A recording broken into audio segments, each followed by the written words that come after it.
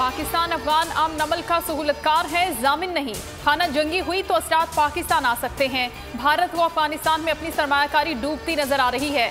हमने पहले की तैयारी की हुई है, अपनी सरजमीन किसी के खिलाफ इस्तेमाल नहीं होने देंगे। DGISPR major general Babar Iftikhar ने वाजे कर दिया, कहा खित्ते की कुव्वतें अफगानिस्तान में मामलात संभालने की सलाहियत रखती हैं। अमरीका का जिम्मेदाराना इनखला चाहते थे मगर उसने इनखला में जल्दी की। अफगानिस्तान में बंदूक फैसला नहीं कर सकती, फैसला अफगान अवाम ने मिल बैठ कर करना है। अफगानिस्तान की फैसला साज कुव्वतों को मुत्तहिद करने की कोशिश कर रहे हैं। अफगानिस्तान में अमन चाहते हैं, बजोर बाजू अमन नहीं हो सकता।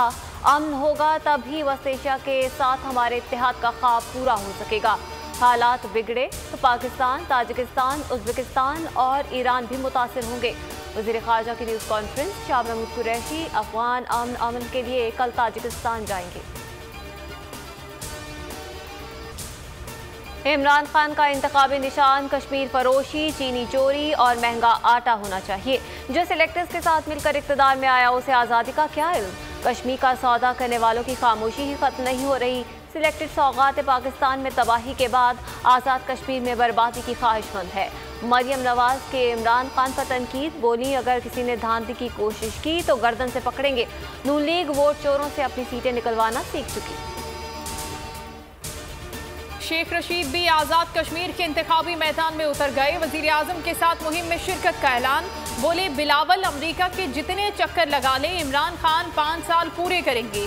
PDM खत्म हो गई, इलेक्शन के बाद अपोजिशन से ताल्लुकात भी ठीक हो जाएंगे। फवाद चौधरी ने कहा बिलावल और मरियम को कश्मीर की तारीख का भी नहीं पता। उनके वालिदैन ने मुल्क की लूटी दौलत और जायदादें बनाई, उनको क्या पता कि मुल्क की मईशत को कैसे चलाया जाता है। शहबाज शरीफ ने FIA पर हिरासा करने का इल्ज़ाम लगा दिया। सेशन कोर्ट में बताया अफसरान ने बदतमीजी की, बेहुदा अल्फाज इस्तेमाल किए, ऊंची आवाज़ में हंसकर मजाक उड़ाया। FIA ने इल्ज़ामात मुस्तरद कर दिए। कहा शहबाज शरीफ गलत बयानी करके केस से तवज्जो हटाना चाहते हैं। मुशीर बराए एहतसाब शहजाद अकबर का जवाबी वार, कहा कमाल है, कैसा हिरासा है कि 10 रोज़ बाद पता लगा। वज़ीर आज़म का सिंध की सियासत में इन होने का फैसला, सूबे की अहम सियासी शख्सियात से मुलाकातें करेंगे। आइंदा हफ्ते सियासतदानों से मुलाकातों का सिलसिला शुरू होगा। पहले मरहले में खुसूसी तौर पर सिंध एडवाइजरी कमेटी कायम करेंगे।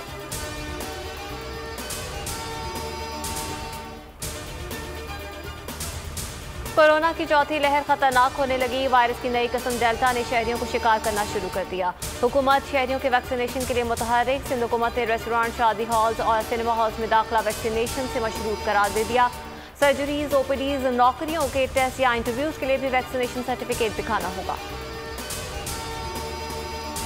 और पाकिस्तान में ईद उल अज़हा 21 जुलाई को होगी। जुल्हज का चांद नजर नहीं आया। चेयरमैन रोयते हिलाल कमेटी का ऐलान, चांद से मुतालिक शहादतें मौसूल नहीं हुई। कराची में मसला आबर आलूद होने की वजह से चांद नहीं देखा गया।